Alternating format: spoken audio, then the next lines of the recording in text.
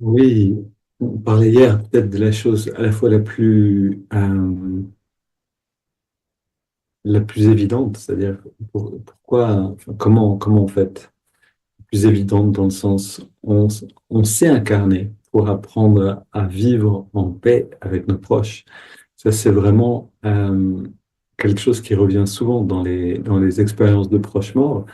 Les gens qui reviennent voient que ce qui est important pour eux, ce qui est important en réalité dans leur vie, parce qu'ils ont revu leur vie, ça arrive souvent, donc cette récapitulation, et se rendre compte que c'est finalement, est-ce qu'ils ont pu être patients, doux, tolérants au sein de leur foyer, dans leur maison, qui compte beaucoup plus que ce qu'ils ont accompli finalement professionnellement, etc., à l'extérieur.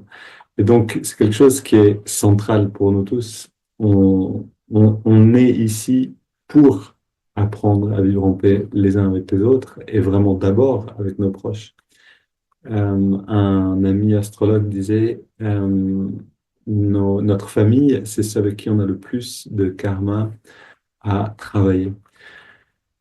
Et je pense qu'on peut tous reconnaître la chose. C'est avec les proches qu'on a le plus de mal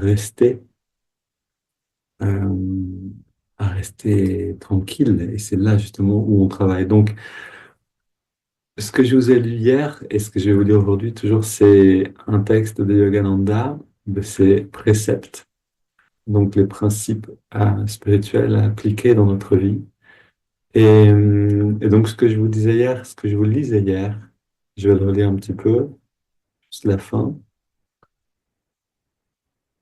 Vous aiderez davantage vos proches à évoluer en donnant l'exemple qu'en leur faisant la morale.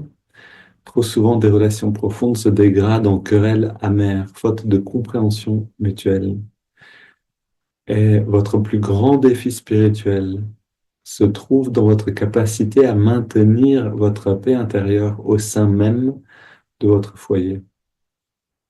Si vous parvenez à instaurer une harmonie stable dans votre maison, alors vous serez un véritable ambassadeur de paix, capable de transformer les tensions en compréhension mutuelle. Ok. Notre plus grand défi spirituel, c'est pas rien, c'est le plus grand défi spirituel.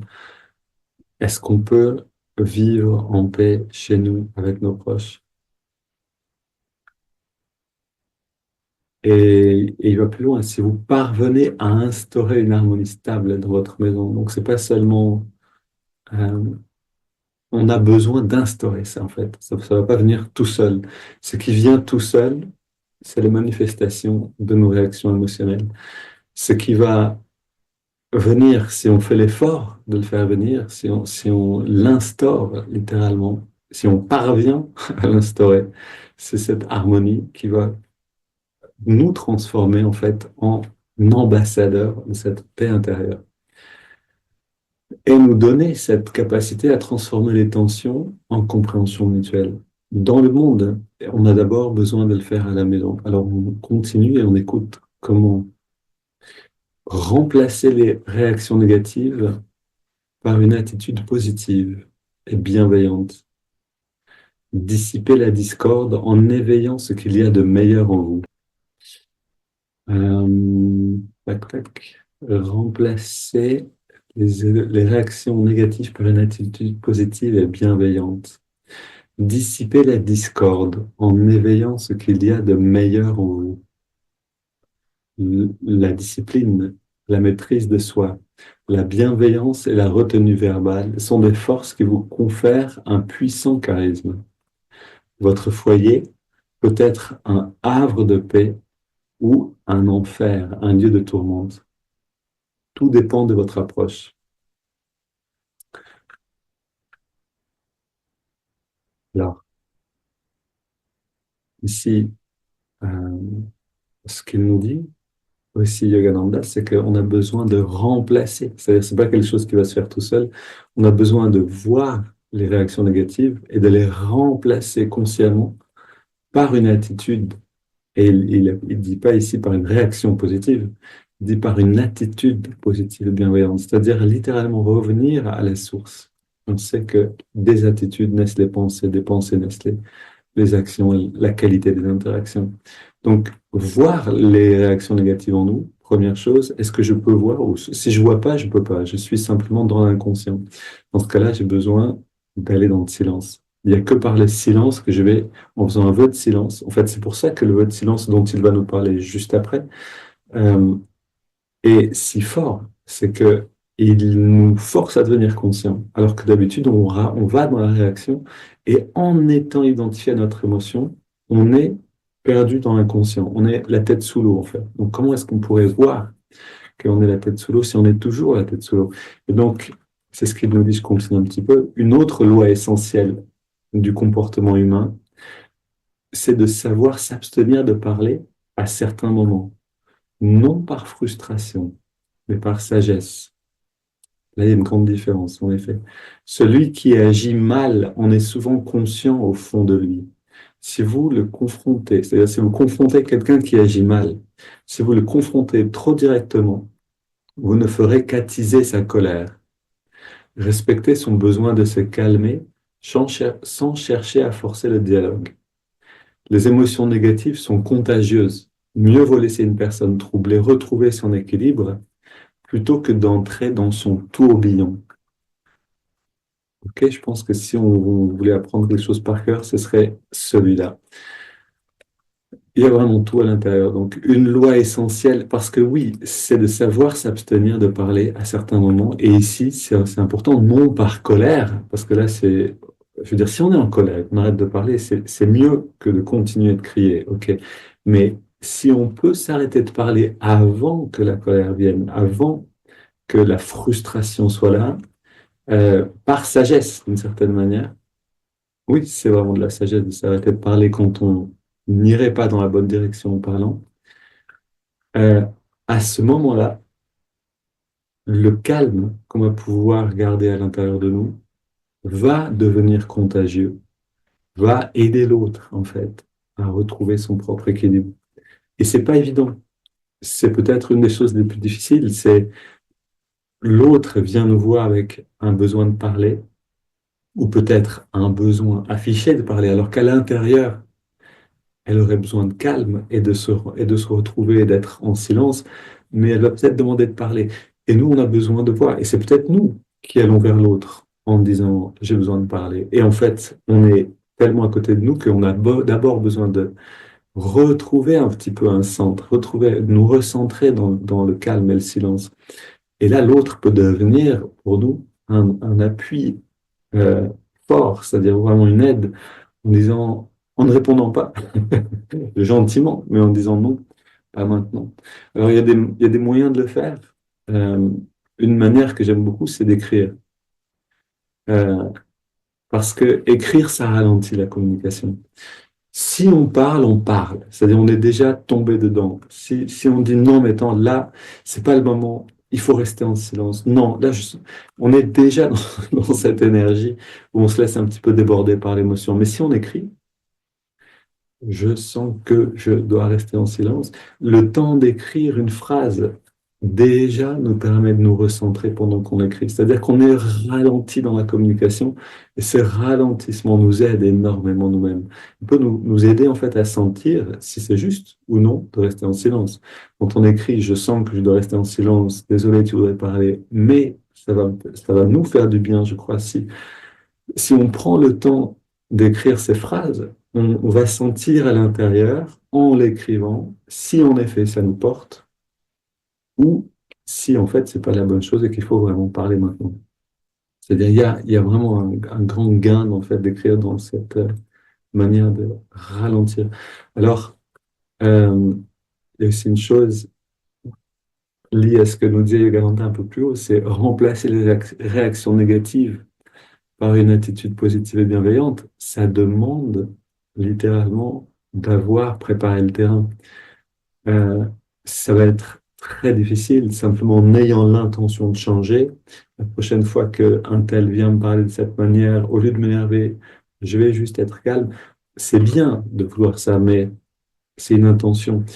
On a besoin vous vous rappelez de la maison de l'architecte, c'est-à-dire on a besoin de commencer à avoir l'idée d'une nouvelle maison. Je vais habiter dans une nouvelle réaction, une nouvelle action, une nouvelle conscience. Ensuite, il faut condenser cette idée, cette intention avec un plan, avec une stratégie en fait. Et du coup, quand sur le terrain, dans le matériel, je suis en phase de la réaction possible, je peux me rappeler du plan. C'est lui qui va me permettre de faire le lien avec l'intention. Le plan, c'était quoi déjà? Ah oui, je réponds pas. OK. C'était quoi ensuite? Je respire. Par exemple, OK, je prends une grande respiration. Qu'est-ce que c'était d'autre? J'ai une affirmation.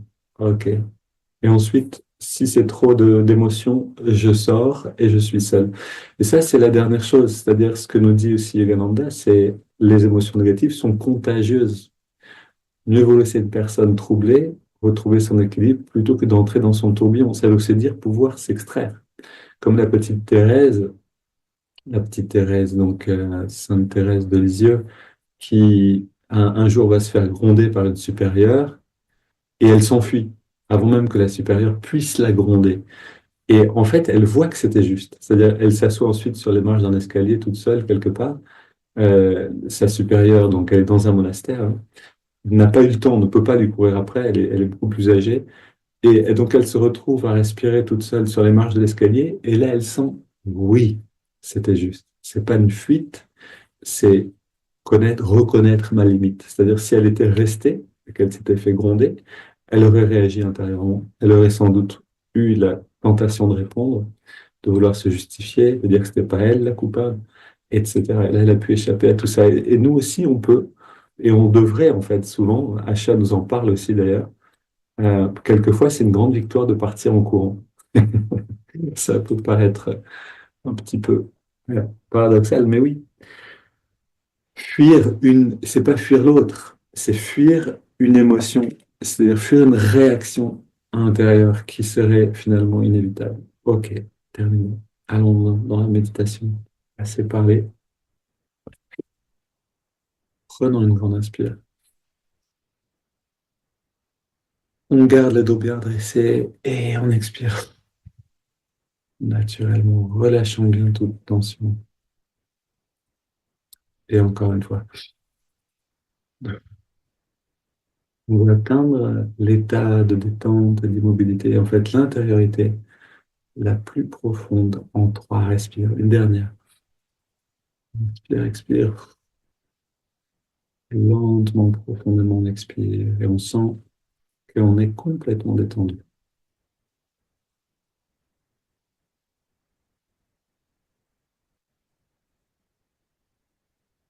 Ce qu'on vient de faire à l'instant, ça peut être une très bonne stratégie sur le terrain.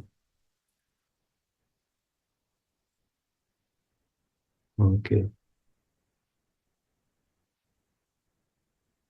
on va avoir le plaisir de chanter aujourd'hui. On va voir. On prend une inspire, on entrelace les doigts. Expire, les mains vers l'avant, on arrondit le dos. Inspire, on étire vers le ciel.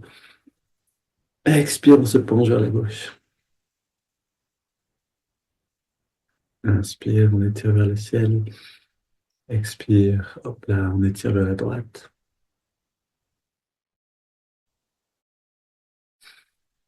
Et on se tourne. Les mains plus.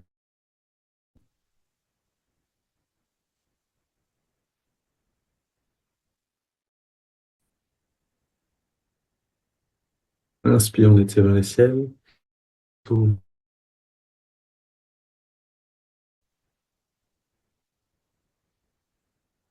On prend des respires profondes pour sentir les petits clics, clics. Voilà.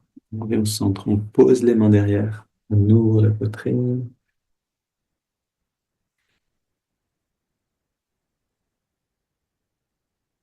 Une troisième, une grande inspire. Ok. Et on revient au centre. Oui, on va chanter un petit peu, même juste sans guitare, juste comme ça. Ressentons l'ouverture dans la poitrine.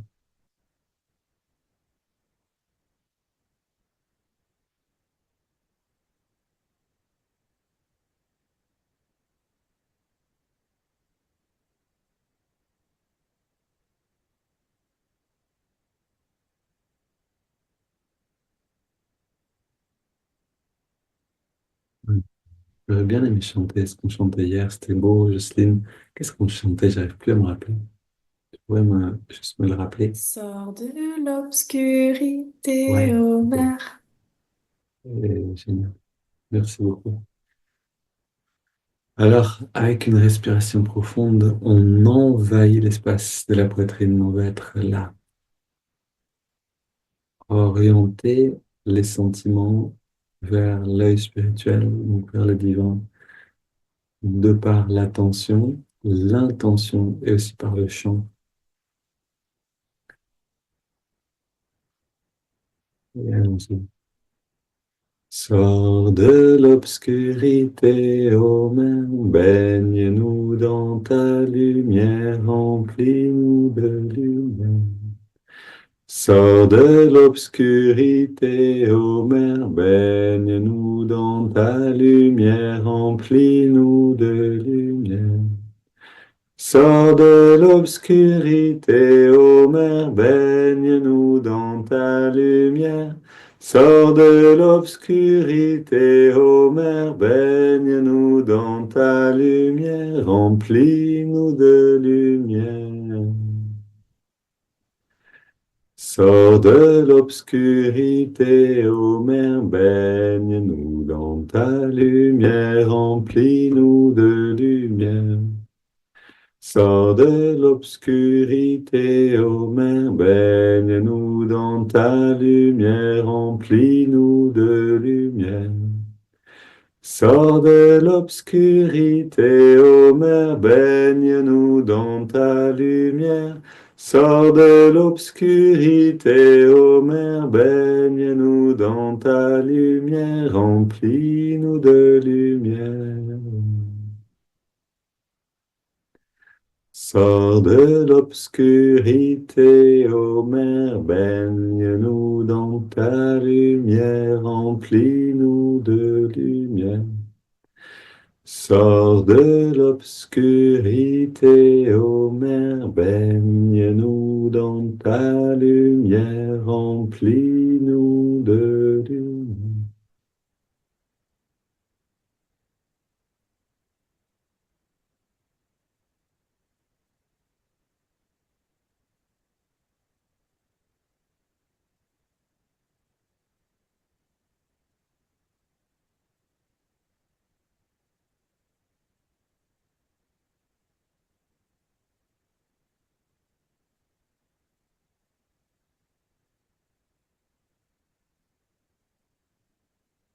Je sens à l'intérieur comme si les nuages s'écartaient pour laisser le soleil briller.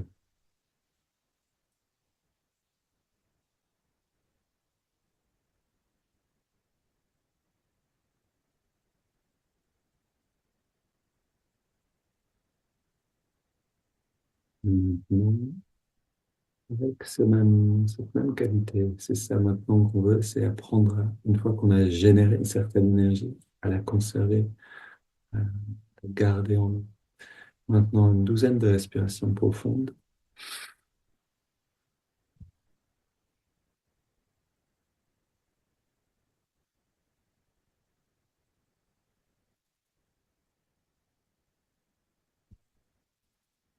Inspire.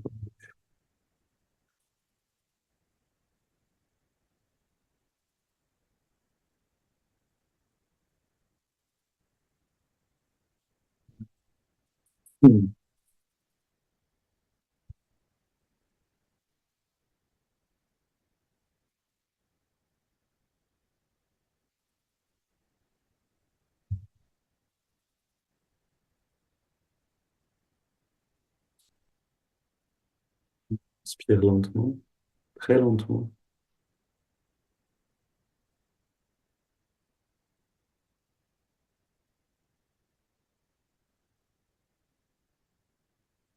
On remplit à fond et on garde l'air dedans, complètement détendu.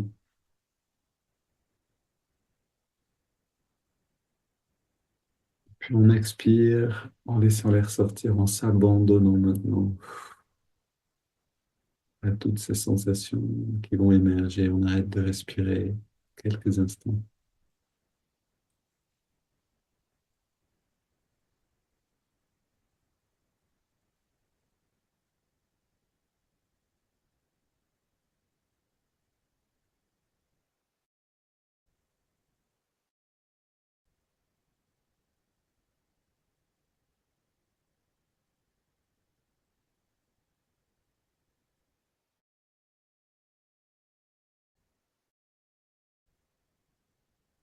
On inspire, on remplit et on garde l'air dedans. On rentre le ventre, on traque le périnée, on rebaisse le regard. On relâche tout et on expire naturellement.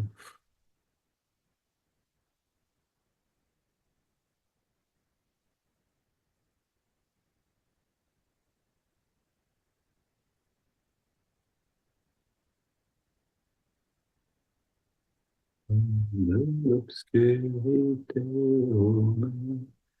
Ressentons l'énergie du chant qui continue d'habiter dans le cœur.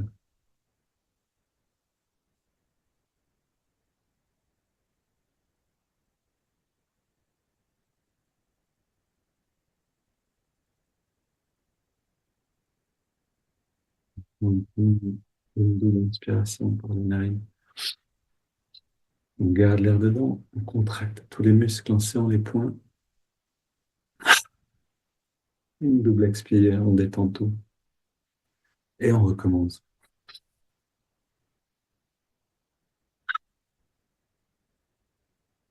On se débarrasse des dernières tensions.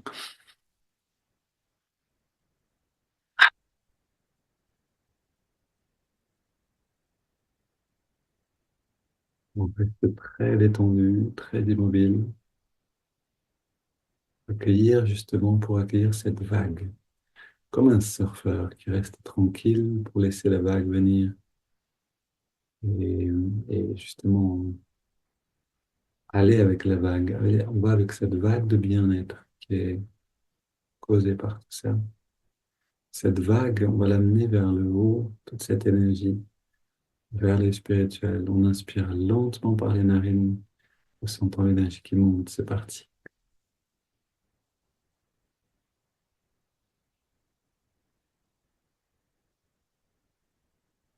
On garde l'air dedans, on concentre l'attention à la jonction des sourcils.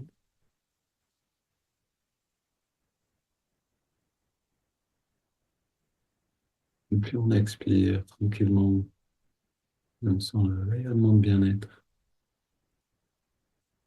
à travers tout le corps.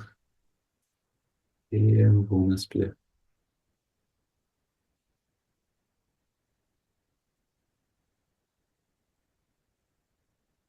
On garde l'air dedans.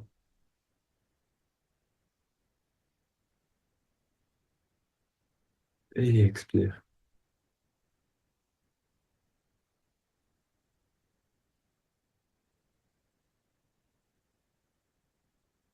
Inspire.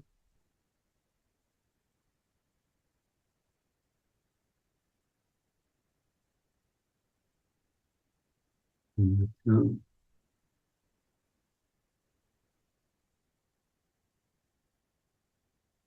expire.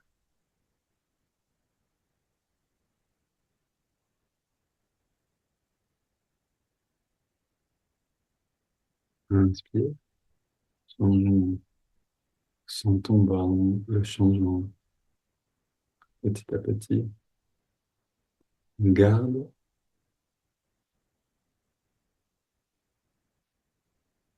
Expire. Première sensation d'énergie, c'est une densité différente. Souvent comme ça, on a l'impression de se sentir plus lourd ou plus léger, mais ça change. On a une grande inspire. Puis on laisse l'air aller venir. On laisse le corps respirer.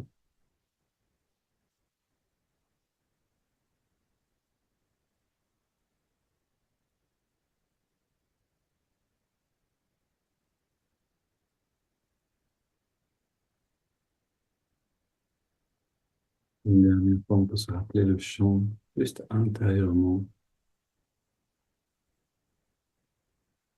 de cette mélodie et cette énergie.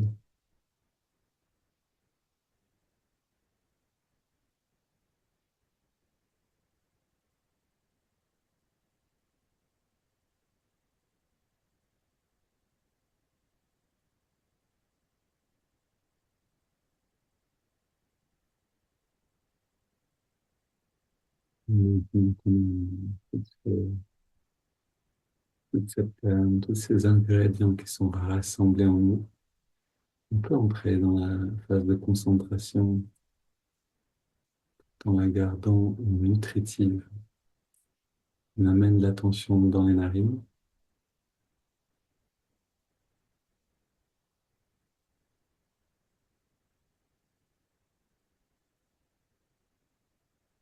Et, et à l'endroit où on sent l'air mieux, on ressent, on ressent la fraîcheur de l'inspire, la tiédeur de l'expire.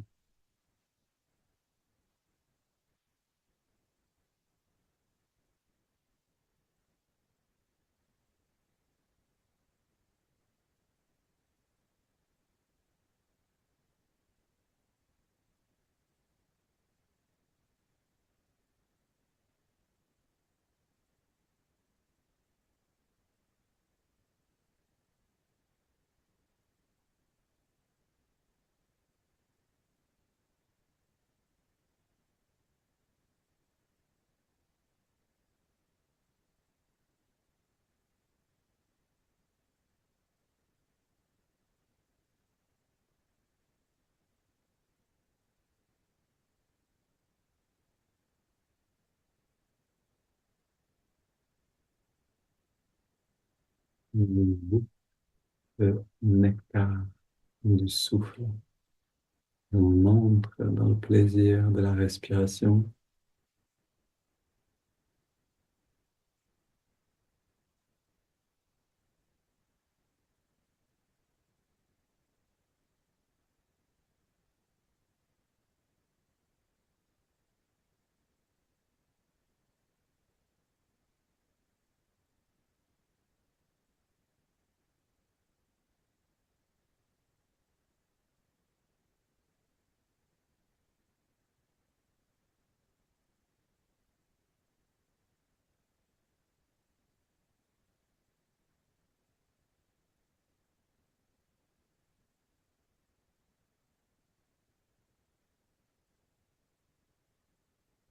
On ajoute le mouvement de l'index de la main droite. À chaque inspiration naturelle, l'index revient un tout petit peu vers la paume de la main. À chaque expiration naturelle, on relâche complètement l'index. Et en même temps, on relâche toute tension musculaire.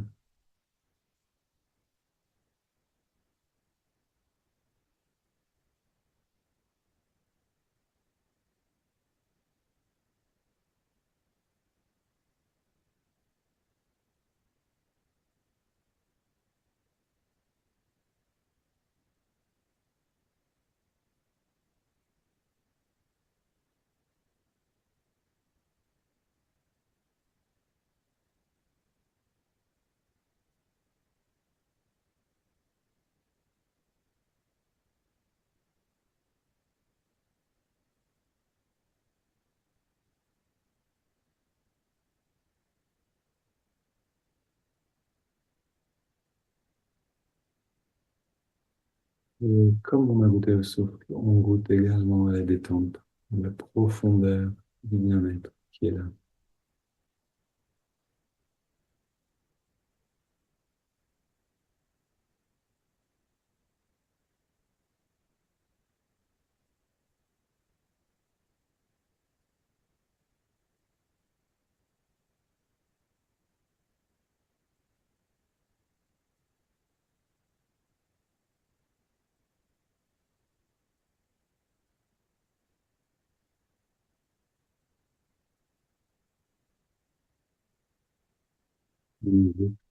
Comme on sort, on qui accompagne l'inspire et sort qui accompagne l'expiration naturelle. Pendant le hong, on sent ce sens de l'identité, notre identification à nous-mêmes. Et pendant le sort, on laisse cette identité se dissoudre dans ce qui est.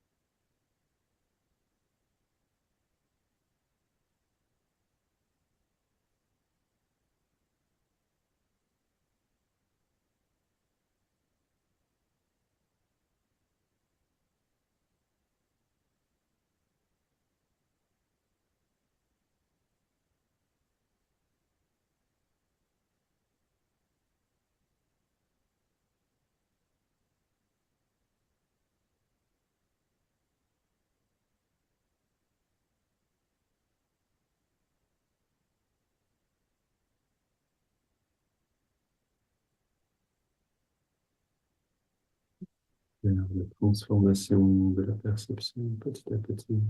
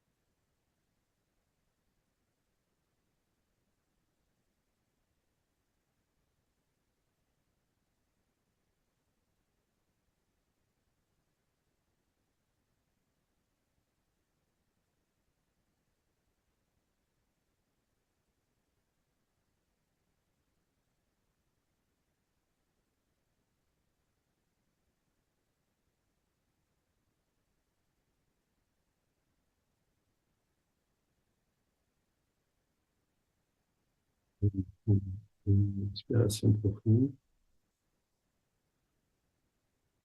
On expire en 3 fois.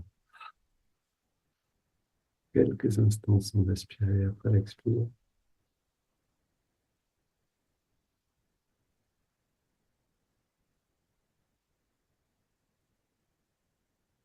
Puis on laisse le corps respirer naturellement. On est immergé dans cette paix intérieure, justement.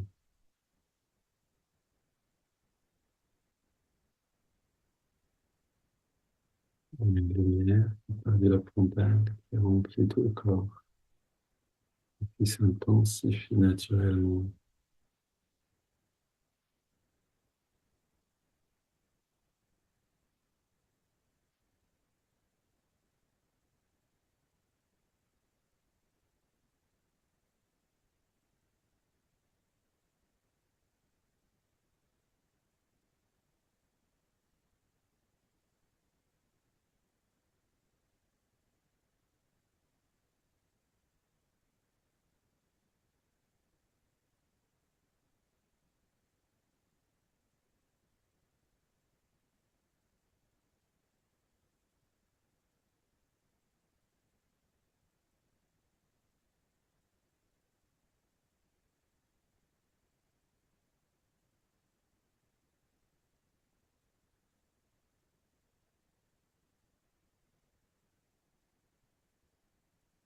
Donc, possible de faire, on abandonne l'effort. On garde juste ce qui est nécessaire pour contrebalancer l'agitation ou les pensées qui nous emmèneraient avec elle. Si on peut, on reste juste présent, à l'écoute de ce qui est en train de se manifester en nous-mêmes.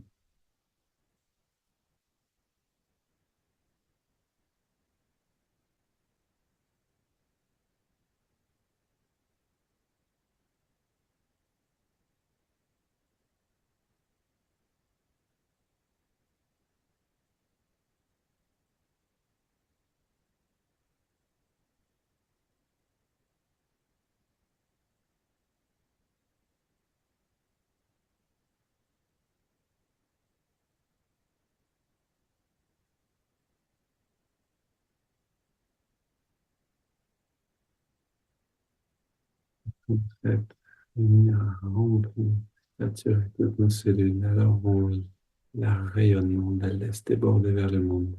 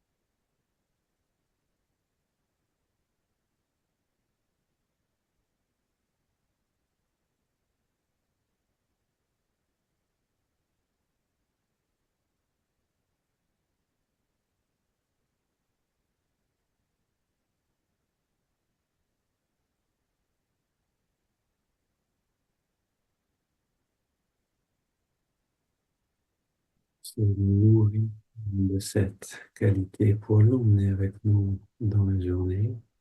Soyez attentifs aujourd'hui au moment, aux opportunités de retrouver le centre quand on a besoin de se taire, quand on a besoin de retrouver le bien-être dedans. Pour ça, c'est vraiment une belle journée à tous et à demain.